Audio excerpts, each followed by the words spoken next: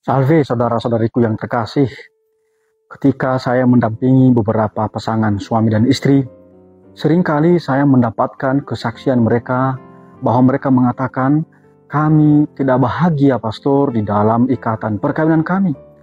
Bahkan juga ketika saya mendampingi mereka yang bermasalah dalam ikatan perkawinan, yang akhirnya juga bercerai, itu mereka rupanya mengeluh bahwa tidak ada kebahagiaan di dalam rumah tangga mereka.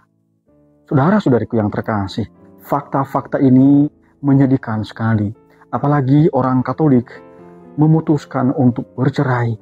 Padahal di dalam kitab suci, sabda Yesus sendiri sudah mengatakan bahwa tidak boleh ada kuasa manusia manapun untuk menceraikan pasangan sendiri.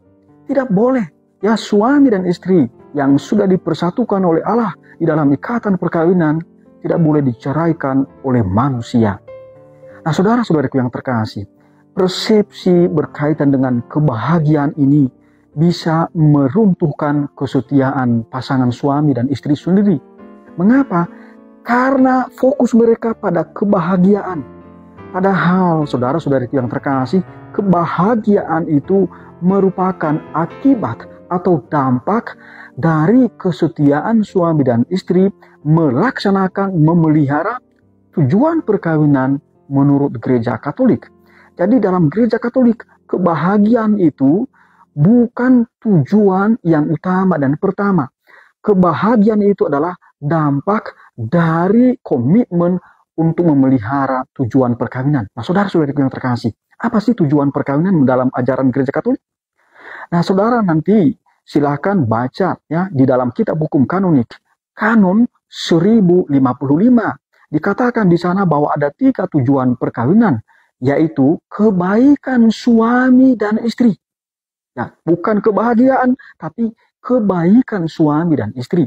Lalu yang kedua adalah keterarahan pada kelahiran anak.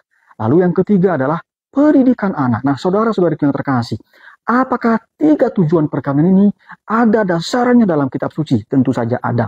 Ada banyak. Nanti silakan Anda baca kitab suci. Pasti 3 tujuan perkawinan ini ada landasannya di dalam kitab suci. Saya ambil contoh misalnya soal kebaikan suami dan istri. Di dalam kitab Kejadian bab 2 ayat 18, Tuhan Allah sudah berfirman di sana bahwa tidak baik kalau manusia seorang diri saja. Aku akan menjadikan penolong baginya. Lihat saudara-saudariku yang terkasih, suami dan istri itu mesti berjuang ya memberikan yang terbaik kepada pasangannya. Karena Tuhan Allah sudah berfirman, tidak baik kalau manusia seorang diri saja. Berarti kalau suami dan istri itu ya dipersatukan dalam ikatan perkawinan, tujuannya adalah supaya mereka baik. Maka masing-masing di antara mereka harus berjuang untuk memberikan yang terbaik kepada pasangannya. Lalu juga harus berlaku sebagai penolong bagi pasangannya.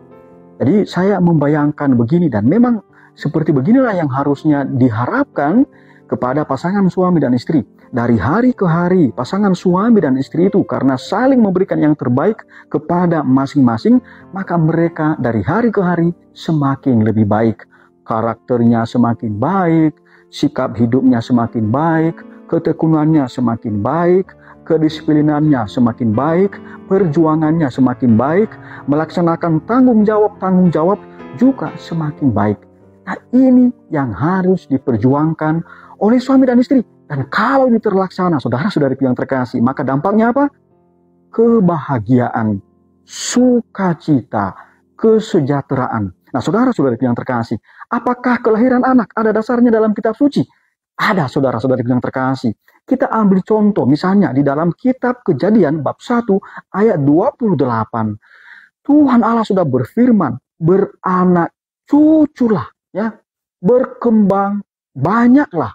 Jadi Tuhan Allah sendiri sudah berfirman, sudah memberkati pasangan suami dan istri supaya melahirkan anak-anak. Suami dan istri kalau begitu menjadi rekan kerja Allah untuk meneruskan kehidupan di dunia ini. Nah, saudara-saudara yang terkasih, pertanyaan selanjutnya, apakah pendidikan anak ada dasarnya dalam kitab suci? Tentu saja ada, saudara-saudara yang terkasih, ada banyak malah. Saya ambil contoh misalnya di dalam Injil Matius bab 19 ayat 14, Tuhan Yesus sudah bersabda di sana, biarkanlah anak-anak itu datang kepadaku, jangan menghalang-halangi mereka, karena orang-orang seperti mereka itulah yang mempunyai kerajaan surga. Jadi Tuhan Yesus mengharapkan supaya orang-orang dewasa, orang tua, mendidik anaknya mengenal siapa Yesus dan membawa anak-anak itu kepada Yesus. Di manakah itu saudara-saudariku yang terkasih? Salah satunya misalnya di dalam gereja. Lalu juga di dalam gereja anak itu dibaptis, dijadikan kembali menjadi putra putri Tuhan Yesus sendiri, disaturagakan dengan Tuhan Yesus sendiri. Jadi karena orang tua sudah menerima anugerah anak dari Tuhan, maka melalui baptisan anak itu dikembalikan menjadi putra dan putri Yesus sendiri.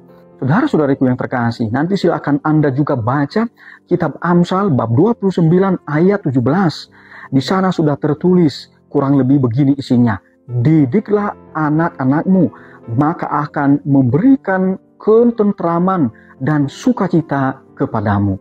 Saudara-saudariku yang terkasih, orang tua terikat kewajiban untuk menjadi rasul dan guru bagi anak-anak, untuk mendidik anak-anak. Nanti Anda bisa baca itu dalam kitab hukum kanonik, Kanon 226, paragraf kedua. Tuhan memberkati. Amin.